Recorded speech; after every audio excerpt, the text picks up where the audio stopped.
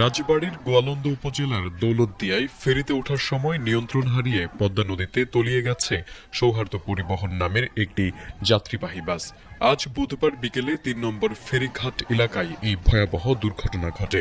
বাসটিতে ঘটনার সময় আনুমানিক ৪০ থেকে ৫০ জন যাত্রী ছিলেন বলে জানা গেছে। প্রত্যক্ষদর্শীদের বর্ণনা অনুযায়ী বাসটি ফেরিতে ওঠার মুহূর্তে চালক নিয়ন্ত্রণ হারিয়ে ফেললে মুহূর্তের মধ্যেই সেটি পদ্মা নদীতে পড়ে নিখোঁজ হয়। দুর্ঘটনার পরপরই স্থানীয়দের প্রচেষ্টায় তাৎক্ষণিকভাবে ১০ থেকে ১২ জনকে উদ্ধার করা সম্ভব হলেও বাকি যাত্রীদের ভাগ্যে কি ঘটেছে তা নিয়ে চরম উৎকণ্ঠা বিরাজ করছে। দুর্ঘটনার পর থেকেই নিখোঁজদের স্বজনদের আহাজারিতে ভারী হয়ে উঠেছে গোটা এলাকা। বিআইডব্লিউটিসি ঘটনার সত্যতা নিশ্চিত করে জানিয়েছে, বাসটি উদ্ধারে দ্রুত পদক্ষেপ নেওয়া হয়েছে। ইতিমধ্যে উদ্ধারকারী জাহাজ হামজা দুর্ঘটনাস্থলে পৌঁছেছে।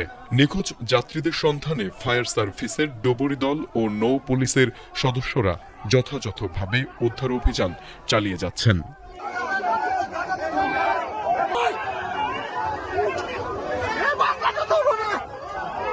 বহু মানুষ আছে তো বাসের ভিতর। ওরা